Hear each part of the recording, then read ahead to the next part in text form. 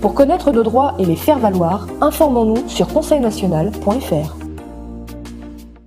Ah, le week-end a été long. Bah oui, on était pressé d'être lundi pour enfin vous retrouver. Bah oui, sachez que nous ne sommes pas des sauveurs, nous ne faisons pas du business. Non, non, nous voulons tout simplement que tout le monde soit heureux avec un système démocratique. Et c'est d'ailleurs ce dont on va parler ce soir dans La France Libre, une émission du Conseil national de transition français, canal historique, avec Philippe, avec Bruno, avec Jean-Pierre et avec vous-même, messieurs, dames. Merci de nous suivre. Excellent début de soirée. Bonsoir à tous, bonsoir à toutes. Bonjour. Bonsoir. Bonjour à tous et à toutes. Alors bon, en introduction, avant d'attaquer le sujet principal, là, qui nous sera présenté par Sylvain, mais qui a déjà un petit peu été défloré à l'instant, je voudrais parler dans le cadre d'une actualité de bonnes nouvelles médicales, en particulier concernant le traitement des effets secondaires de ce que l'on sait, c'est-à-dire la vaccination, qui continue de sévir, ces effets secondaires, qui continue de semer un peu de blessures et parfois de morts dans les rangs des gens vaccinés, malheureusement. Alors il y a un docteur indien, je suppose, ou d'origine indienne, Monsieur Bakdi, qui nous dit quoi? Qui nous dit qu'il y a un produit qu'il a découvert qui s'appelle la natokinase et qui prévient les thromboses cardiaques, donc dont les vaccinés sont souvent les victimes. Voilà, donc ça c'est une fenêtre ouverte, une fenêtre de respiration pour dire chic, on a des choses qui arrivent. Alors on n'est pas là au sein du CNTFCH pour faire des conseils. On dit simplement qu'avec certains produits il se passe certaines choses et qu'il faut renvoyer évidemment vers les médecins concernés. Pour se faire soigner, pour envisager, puis surtout d'aller sur Internet pour voir de quoi il s'agit exactement, parce que quelquefois on a des informations plus ou moins déformées, mais là je pense que l'information était sérieuse et c'est pas la seule qui permet d'envisager de se soigner sérieusement sur les effets secondaires. Voilà, il y en a d'autres. Peut-être on en reparlera tout à l'heure. Voilà ce que je voulais dire dans un premier temps, et puis peut-être aussi enchaîner avec le 11 novembre. Alors le 11 novembre, c'est la date du jour. C'est évidemment une commémoration militaire. Ça a été le jour de l'armistice en France en 1918. Et donc on a une pensée pour nos piou-piou, nos soldats qu'on appelait autrefois des poilus parce qu'ils n'avaient pas le temps de se raser, tout simplement. Et qu'on peut les appeler aussi nos valeureux guerriers qui ont donné leur corps pour la France, tout simplement, et pour une certaine idée de la liberté également. 1,7 million morts du côté français, à peu près autant du côté allemand, ou l'inverse, je sais plus exactement, mais voilà les ordres de grandeur. Sachant que, pour faire le lien avec comment dirais-je, le texte précédent qui parlait de vaccination, eh bien la grippe espagnole, qu'on a appelée comme telle en tout cas à l'époque, qui n'avait rien de grippe et encore moins d'espagnol, eh bien c'est développé du fait de l'arrivée des troupes américaines en Europe. Et elles sont reparties avec les troupes américaines en Europe. Mais personne n'a fait le lien entre les deux mouvements. Et elle a coûté quand même 20 millions de morts. C'est-à-dire qu'elle a été beaucoup plus meurtrière que la guerre. Et ça, on ne le dit pas souvent. Mais bon, voilà, on rejoint les mêmes sujets toujours. Et on s'est posé la question, rares sont les personnes qui se sont posé la question de savoir si par hasard le problème n'aurait pas été dans la seringue de vaccination, parce qu'il y avait évidemment une vaccination derrière tout ça. Est-ce que la seringue n'aurait pas été pour quelque chose? Question posée, ouverte, que je laisse ouverte. Voilà. Alors, Philippe, moi je voulais rajouter à ce que tu disais que de plus en plus d'associations se créent. Bon, on connaît Place d'Armes, mais il y en a d'autres qui se créent pour défendre les tombes des soldats qui sont tombés pour la France, parce que beaucoup de tombent dans l'oubli et sont ou des fois dégradées, abîmées. Et donc entretenir les tombes et maintenir la mémoire de tous ces soldats qui sont morts pour la France. Vous avez raison tous les deux, ouais, la mémoire c'est un devoir et merci à ceux qui ont fait le choix ultime pour que nous puissions aujourd'hui exister. Alors je voudrais ajouter aussi autre chose qui concerne tous ceux qui nous écoutent. C'est vrai que nos émissions sont regardées par les membres du Conseil national de transition français canal historique et aussi par beaucoup de sympathisants. Donc, comme vous le savez tous, nous n'avons pas de subvention de l'État. Nous vivons sur nos propres moyens. Nous sommes une association loi 1901 qui sert de base donc de soutien à l'entité donc déclarée à l'ONU qui est le Conseil national de transition français canal historique. Et donc, n'oubliez pas, si vous êtes membre, de renouveler à la fin de chaque année de cotisation, renouvelle votre cotisation. Et tous ceux qui nous écoutent et qui peuvent le faire, merci de nous donner quelques dons, ce qui nous permettra de pouvoir continuer à survivre et à faire nos émissions. Voilà ce que je voulais rajouter pour tous ceux qui nous écoutent. Ce que tu n'as pas dit, Bruno, c'est que nous sommes absolument indépendants à la botte de personne, et c'est justement grâce aux personnes qui nous écoutent, qui nous regardent et qui de temps en temps font un petit geste pour nous que nous avons la possibilité de faire les émissions et de pouvoir communiquer. Merci à vous. Alors, je voudrais rajouter simplement un volet pratique, c'est que vous trouverez sur notre site conseilnational.fr tous les éléments pour pouvoir faire des dons, justement. C'est à partir du site. Je crois que c'est bon de le rappeler. Voilà. Eh bien, on va passer à l'actualité en images, et puis juste après, nous développerons le thème de ce soir qui parle forcément des élections américaines, Donald Trump. Mais bon, je vais pas vendre le sujet tout de suite. L'actualité en images, et justement, ça parle de la protéine spike, donc vaccination. La protéine spike est probablement l'un des composés les plus toxiques auxquels les êtres humains peuvent être exposés. Et sa toxicité passe par de multiples voies différentes que nous commençons à peine à comprendre. Ainsi, la protéine spike provoque une inflammation profonde. Elle active la coagulation, elle active une cascade de coagulation, elle active les plaquettes, elle provoque des auto-anticorps et elle endommage l'endothélium des vaisseaux sanguins. Enfin, elle a des effets très néfastes sur les gènes et sur de nombreux gènes impliqués dans la suppression du cancer. Nous savons donc maintenant que la protéine spike, bien que les gens veuillent l'ignorer et la nier, active en fait de nombreuses voies génétiques qui conduisent au cancer. Il s'agit d'une forme de cancer appelée turbocancer. Cette forme de cancer est liée à la protéine spike. Elle fait donc toutes sortes de choses vraiment bizarres. Le cyanure tue rapidement. La protéine spike tue lentement.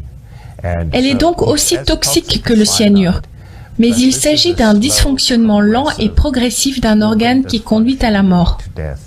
L'organisme dispose donc d'un processus évolutif découvert à travers une levure et appelé autophagie, qui est vraiment un processus étonnant.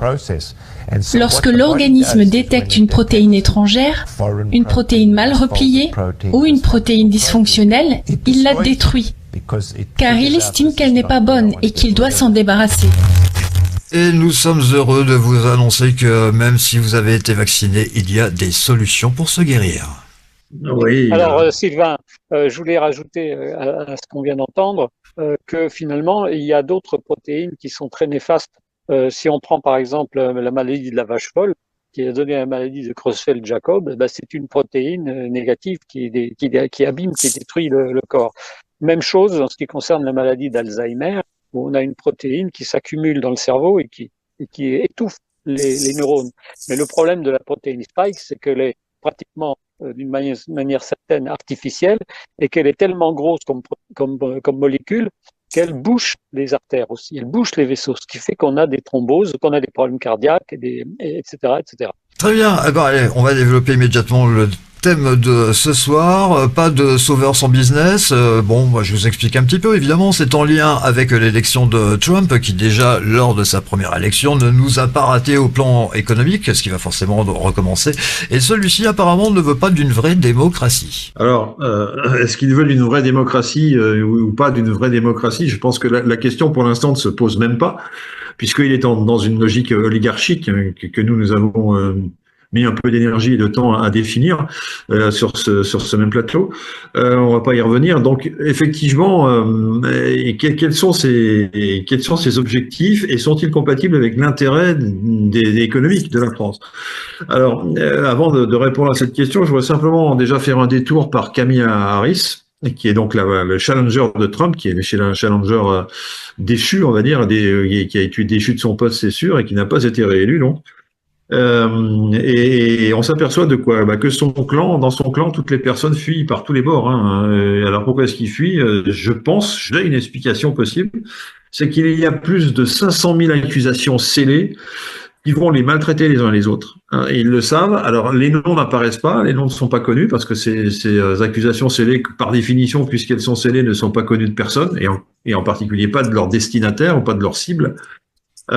Et donc, évidemment, ça met la panique. J'imagine, je me mets 2 secondes à la place de ceux qui n'ont pas la conscience tranquille ou qui ont des choses à se reprocher ou qui penseraient que peut-être éventuellement il y aurait motif à se retrouver pour eux devant un tribunal, etc. Bah, ceux-là, ils ont intérêt à aller se faire voir ailleurs, et donc ça bouge dans tous les sens, exactement comme une fourmilière dans laquelle on aurait mis un coup de pied. Ça, c'est vraiment ce qui se passe en ce moment. Et pour ce qui concerne la notion de sauveur et du business, alors là, il y a plusieurs écoles. Il y a certaines personnes pensent qu'il ne faut pas confondre un homme qui vient nous sauver avec quelqu'un qui vient forcément nous aider. Il vient nous sauver, mais vient-il nous aider? Ben, je pense qu'il vient pas nous aider. Il vient pas nous sauver non plus. D'ailleurs, il fait chez lui, dans son jardin, dans l'espace domestique, pour parler un petit peu franglais, hein, c'est-à-dire l'intérieur des États-Unis d'Amérique. Eh bien, il règle ce qu'il a réglé. Hein. Il fait ce qu'il a à faire et de préférence, je crois qu'il va tout simplement suivre son programme. On va pas revenir trop dessus. Voilà. Donc, ce que je voudrais justement faire, c'est montrer comment un sauveur vient aussi faire du business ou qui soit positif pour nous ou peut-être pas. C'est ça l'enjeu de cette affirmation, pas de sauveur sans business.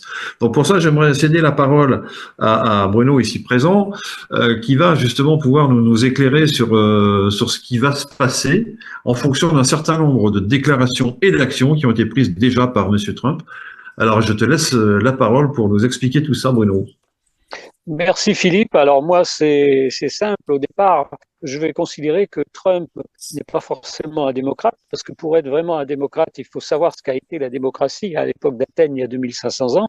La vraie démocratie que nous préconisons à l'intérieur du Conseil national de transition français, canal historique. Eh bien, Trump, on peut quand même dire que même s'il n'est pas forcément un démocrate, c'est quelqu'un qui est un patriote. Parce qu'en fait, il a 78 ans, il est déjà riche, donc il ne fait pas de la politique pour s'enrichir. Ça, on peut pas le nier.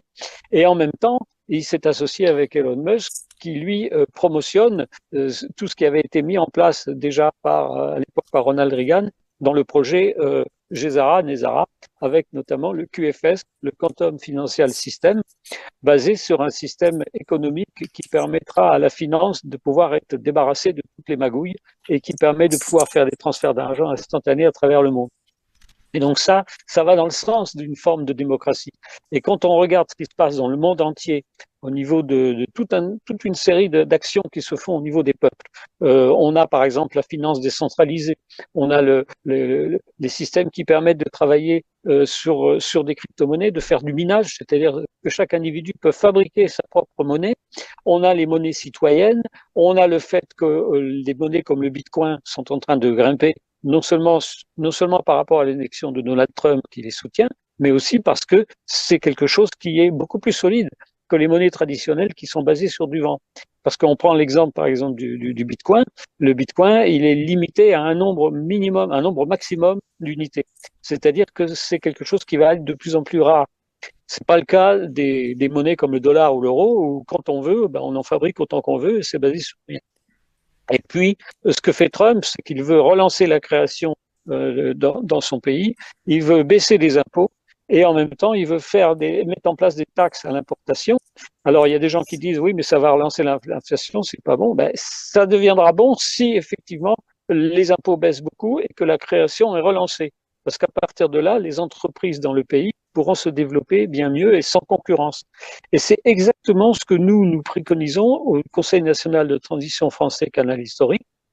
Et on peut penser que le fait que Trump veuille retourner son pays vers lui-même, c'est-à-dire se libérer un petit peu de toutes les actions étrangères, ça va nous libérer, nous, de l'influence des Américains. Donc, c'est à nous de reprendre notre liberté et c'est à nous de créer et c'est à nous de faire la même chose dans notre pays, de la manière dont Trump veut le faire et dans la manière aussi dont le fait le président argentin Javier Milei, qui en quelques mois a déjà stoppé pratiquement son inflation. Je vais faire une petite piqûre de rappel, les amis. Je vais paraphraser Iota par rapport à la démocratie. Il n'y a pas de vraie démocratie, il n'y a pas de fausse démocratie, il y a la démocratie. Oui, tout à fait exact. Et je voulais aussi apporter cette précision dans ce sens-là pour dire que, pour ne pas perdre nos auditeurs, les démocrates aux États-Unis d'Amérique, c'est Kamala Harris, mais ils n'ont de démocrate que le nom.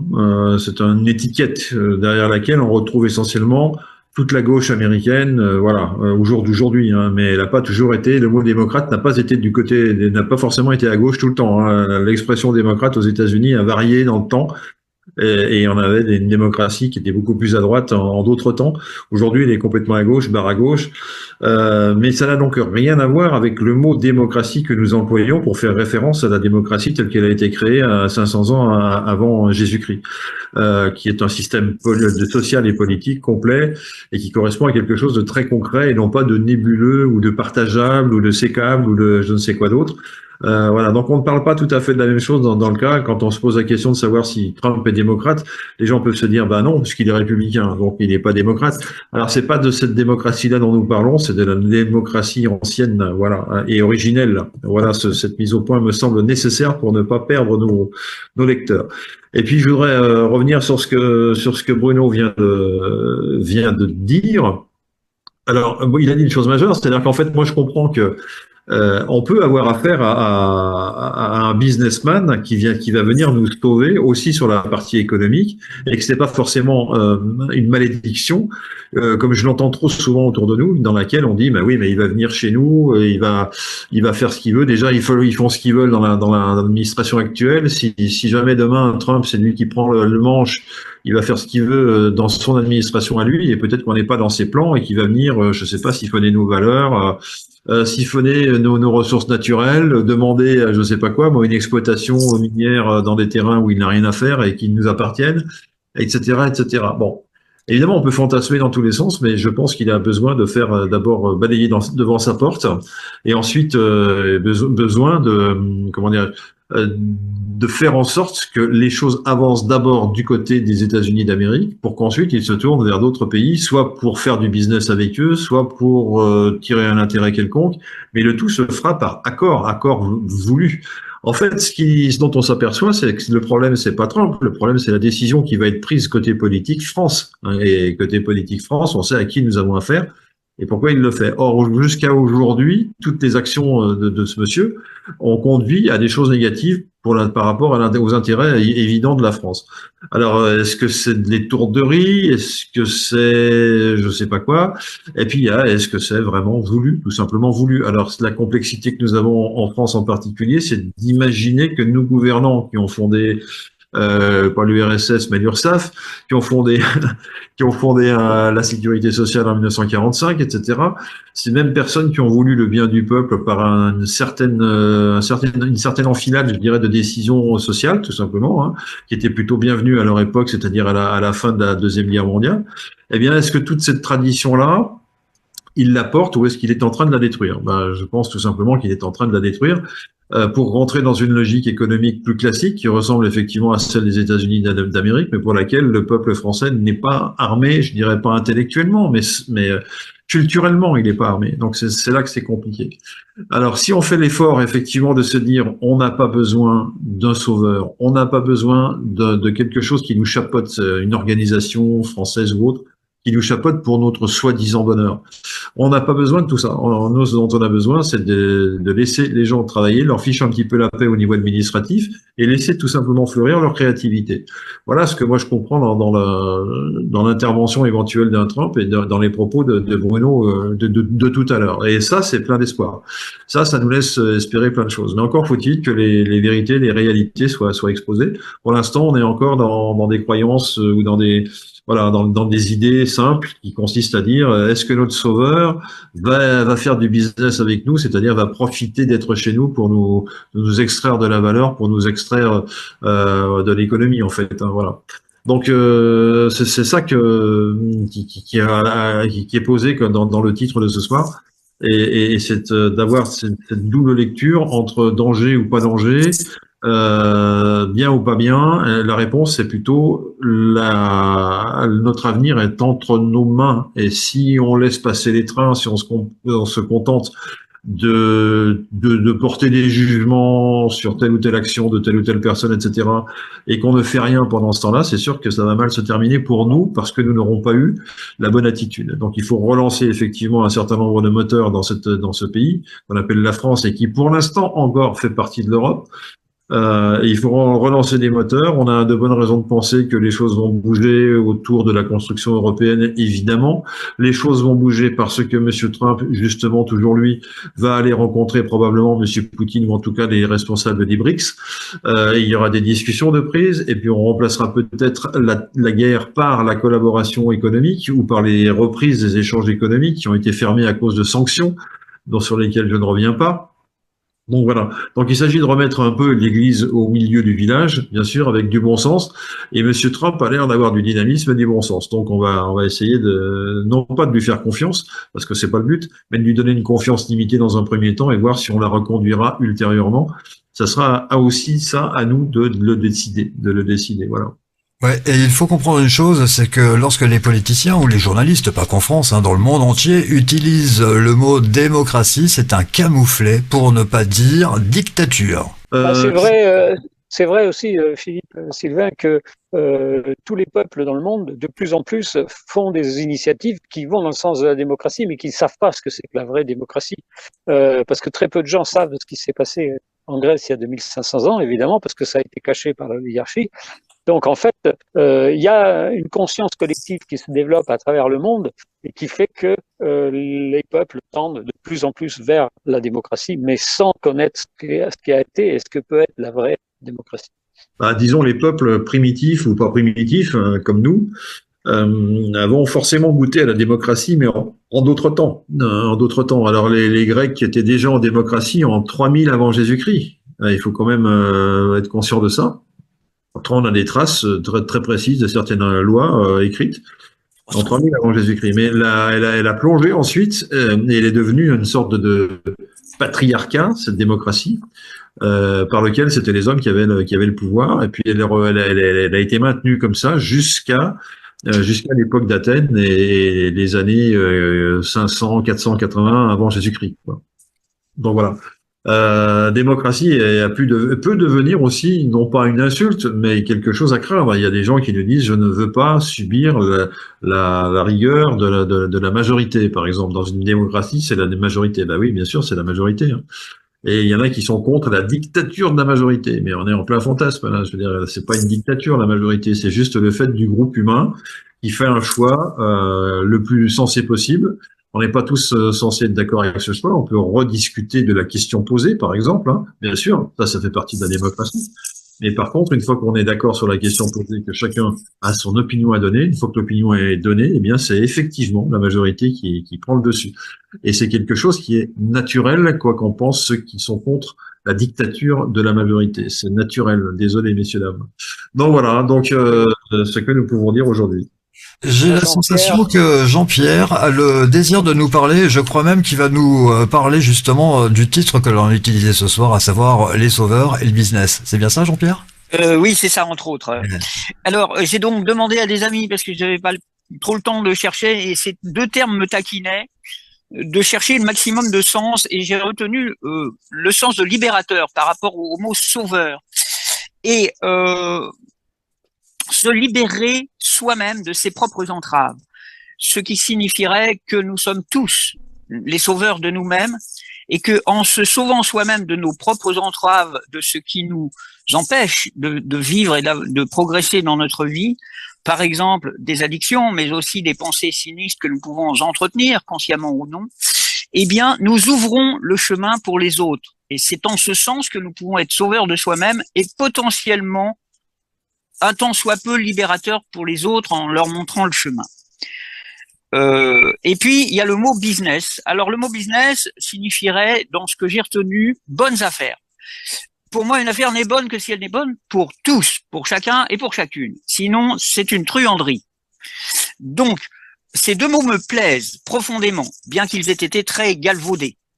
On ne peut pas faire des bonnes affaires si c'est au détriment d'un seul être fût-il aussi petit qu'il soit. Alors, au point de vue du sauveur, il y a une expression connue des chrétiens qui dit « Je suis vous donnera le repos ». Je suis. Yehoshua à l'époque, puisque c'était de l'araméen. Je suis vous donnera le repos. C'est donc je suis le sauveur. Le fait d'être qui nous sommes et non pas de chercher à être ce que nous ne sommes pas pour plaire à d'autres ou pour éviter d'avoir des sanctions. Je voudrais aussi parler, et Philippe a parlé de la majorité. Moi, je n'ai pas, ça fait des années que je vis dans le concept de l'unanimité des présents plus sains. Et pour les Amérindiens, je rappelle que c'est l'univers et l'unanimité des présents. Quand tout le monde est d'accord, plus l'univers, à ce moment-là, nous pouvons adopter une attitude cohérente, c'est-à-dire qui va dans le même sens que l'univers. Voilà. Alors, c'est autre chose que la majorité, que ce que Yota Angelaki appelle l'oligarchie a voulu nous imposer, à savoir qu'il y a deux clans. Il y en a un qui a 51% des voix, l'autre 49%. Les deux se bagarrent et pendant ce temps-là, il y a un individu qui mène le jeu par derrière. Voilà. Ça, c'est des histoires de majorité. Si nous prenons le temps de veiller à la vie de chacun, nous obtenons forcément le 1 plus l'unanimité des présents au nom de tous les leurs. C'est, à mon avis, un aboutissement que nous ne pouvons pas éviter si nous prenons soin de la vie. Merci d'avoir entendu. Jean-Pierre, justement, tu as prononcé quelque chose sur lequel j'aimerais dire mon avis. Dans la Bible, il est dit « Aide-toi, le ciel t'aidera ». Ça ne veut pas dire qu'en fait, nous sommes notre propre sauveur, suffit de conviction? Bien sûr. Ah, très bien. Tous sauveurs, plus un. Attention, nous allons conclure, je vais conclure l'émission et je peux vous dire qu'il y a des dents qui vont grincer. Oui, puisque je vais dire la vérité sur le Conseil national de transition français, canal historique. Oui, nous ne sommes pas des sauveurs et nous ne faisons pas non plus de business pour l'argent, pour le pouvoir, pas de business. C'est pas compliqué, c'est pas notre truc. Mais par contre, nous engageons nos valeurs pour que enfin la démocratie reprenne tout son sens. C'est un combat pour que l'humanité perdure avec la beauté qu'elle mérite. Voilà, tout simplement. Merci à vous. Notre prochaine émission, La France Libre avec le CNTF/CH, eh bien, dans 48 heures, avec Philippe, avec Bruno, avec Jean-Pierre, que je remercie, et avec vous également. Bonne soirée. Prochain rendez-vous mercredi. Bonne soirée.